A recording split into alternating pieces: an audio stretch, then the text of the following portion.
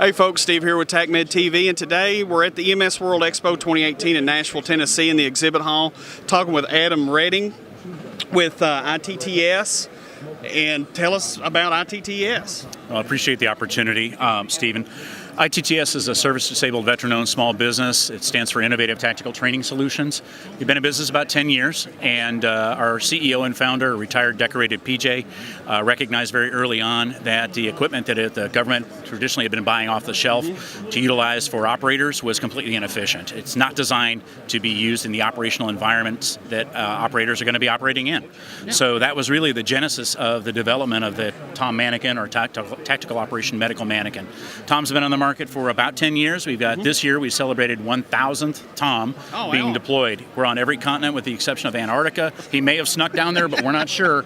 But the special operations community, law enforcement, fire, EMS, all the alphabet soup agencies really come to us with a lot of their requests and needs, because as operators, we know the expectations of the equipment, and we engineer and design that. Our outside-the-wire experience really lends itself to manufacturing and producing things that operators can safely go out and realistically recreate full mission profile training scenarios that is full, all-encompassing. Yeah. At the end of the day, training is really measured by the number of lives saved. And it sounds cliche, but it's the reality of it, because we're all retired medics, and this is a way for us to really continue the mission.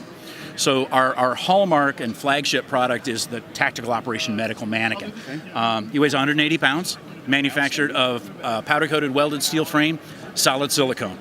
No pinch points. Anybody that's ever used some of the other devices on the market, they get pinched. And, well, that leaves training scars. So we realize, hey, I wish ours didn't do that, so we just change it. We're very small, but we're nimble. The mannequin talks, it bleeds, it breathes, and allows for this experiential learning opportunity. I don't want you telling me anything. If you're a medic, get in your kit. You got to show me everything. We should be based out of Indiana, the show me state, right? Because I want you to show me everything that you're doing. Don't talk to me, show me. So this enables that, everything from airway management, surgical airways. When they cut through the skin, it actually starts bleeding. They do needle decompressions on it. The mannequin responds and screaming and breathing. So it's a very, very immersive experience. Now, besides the mannequin, we also have to recreate the environment for the people. So behind us over here, we got one of our propane machine guns. We've got an IED simulator over here. So we've got an awful lot of things that are really designed for that all inclusive, stress-producing environment.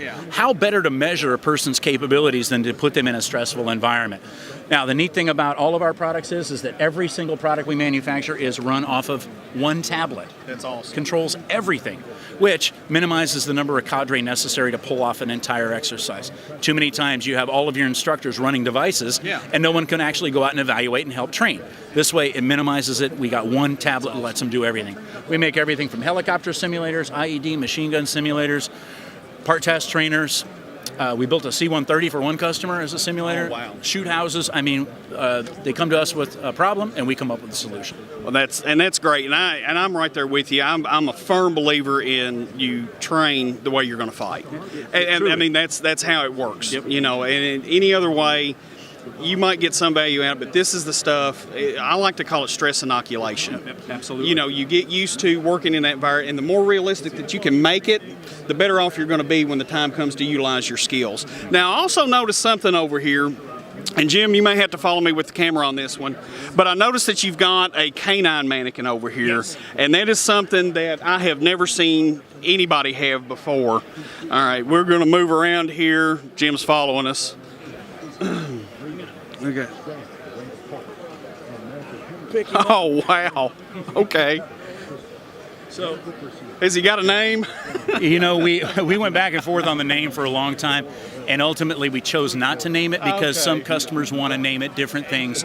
So we didn't want to kind of box them in with having a name already there. So we just I didn't know if this was I didn't know if this was your traveling buddy here. If you had a name for him. I spend more time with Tom, but I tell you what, the dog is he gets a lot of attention. It really pulls on people's heartstrings. But this is another product line that we've expanded into about 3 years ago. EMS World in it's about 3 years ago out in Las Vegas is where we first introduced him. And so many people have, soft spot for animals. I know I do. But at the end of the day, when you've got a working animal, the people that are the team members with that animal need to know how to preserve it, take care of it. And unfortunately, there's not a standardized curriculum that's out there. The training aids that have historically been out there have been stuffed dogs that really don't do anything.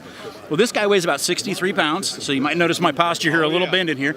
But this was one of our first prototypes. The latest ones now have 5 interchangeable hind legs, which allow different injuries like amputations, burns, open fractures. It actively barks, breathes, and bleeds, so that it can, again, tug on their heartstrings when all of a sudden doggy's whining and he's bleeding. It allows that immersive experience along with the handler, for example. So a scenario might be that we have a handler and his dog that have both been injured simultaneously. So triage, treatment, etc. What a lot of teams are finding is they've been using human kits for the dogs, and then all of a sudden finding out that those kits may not be efficient. It's not going to be the best fit for a K-9 officer or partner. Exactly. So the dogs come in at a nice price point. You can do a variety of medical interventions on them, everything from basic all the way through advanced procedures on it. And we're expanding, next year we're going to be coming out with another one that has more veterinary level interventions and capabilities. But again, he's all run by the tablet too, so we run the Tom and the K-9 right off the tablet. Can you run them simultaneously off the? Oh, absolutely. Oh, wow. You can run a dozen of the mannequins and a handful of dogs, all from the one tablet. Wow, that's impressive, folks. Jim, I think you've got me. Am I still in the shot, Jim? I can't tell. Adam, I appreciate it Absolutely. so much. I'm gonna let you put. Looks like Rowdy from Scrubs a little bit.